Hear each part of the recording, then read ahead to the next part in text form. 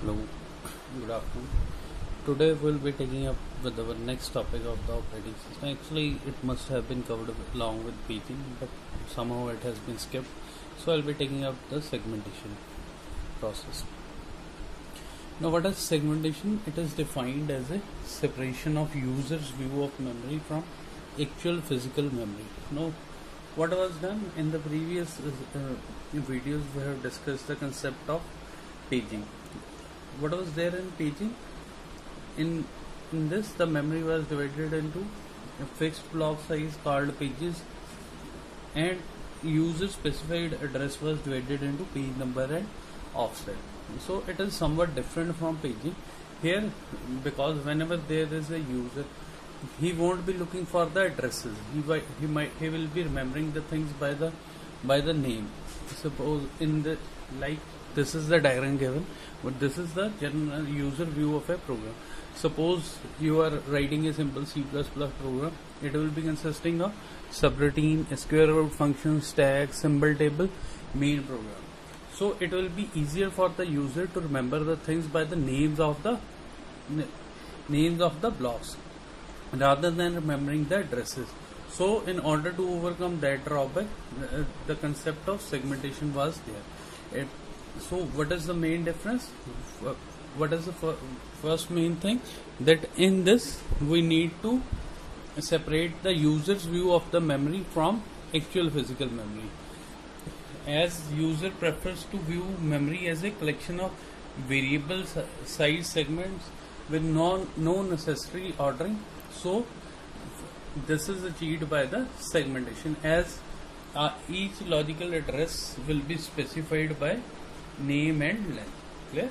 What was there? In this, each logical address will be defined by the segment name and the length of the segment, whereas in paging it was defined by page number and offset. So this must be clear. What is the difference? Here the addresses will be specified with the segment name and with their length. Now the address specifies whatever address is there. The address is specified using both the segment name as well as the offset within the segment. So whenever we need to access within a segment, that will be accessed by using the offset value in the segment. Clear? So each address will be given by segment number and offset. So it will be difficult to remember such a the name. So in order to be convenient, we'll be replacing the segment number by segment name. So instead of segment name, we'll be using segment number with their corresponding offset. Clear? So next we'll be taking a look at the basic segmentation hardware for the segmentation process. CPU, one address is generated by CPU, address generated by CPU. This is known as logical address. So it will be specified by segment number and offset. From here, instead of page table, you will be having a segment table. Clear? This will be giving you the segment number. Then the limit will be checked. If the address specified, the limit corresponding is less than if the address specified is less than the limit, then we will proceed. If not, it will result in a addressing error. Clear? We have done the concept of base and limit register. Base was there were two values used, base and limit. Clear? If the base value is 1000 and limit is 200, so the address spaces for a particular process will be from 1000 to 1200. How that is computed? It is address spaces done by adding base plus limit. If you add base plus limit, this will be giving you the end address. Clear? If this is so, if this is fine, we'll be adding the value, then it will be accessed in the physical memory. Clear? So you must be clear with the segmentation.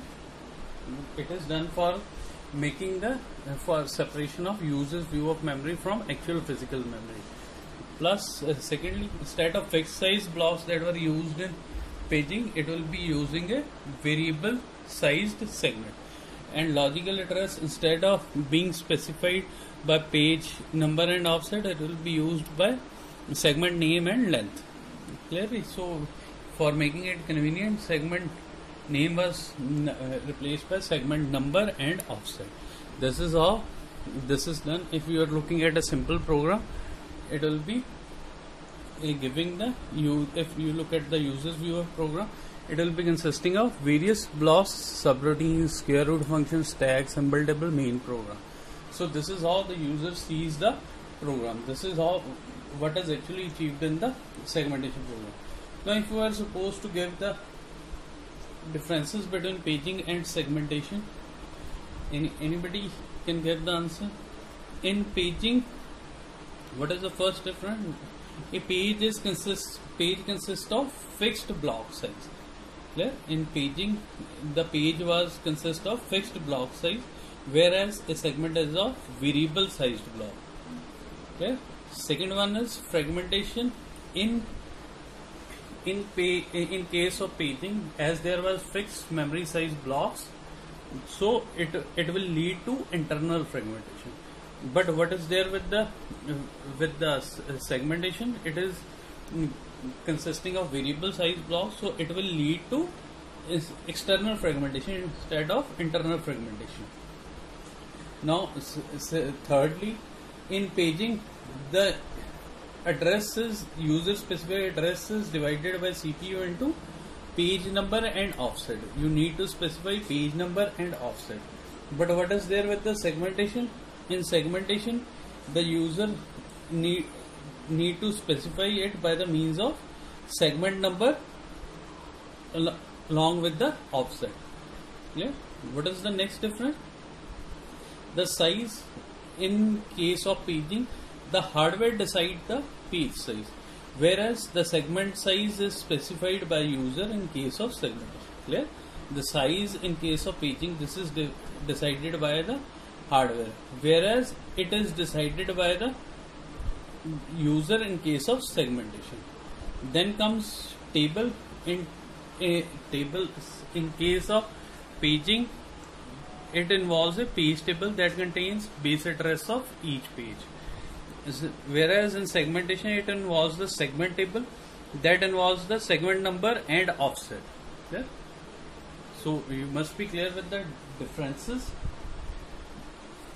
If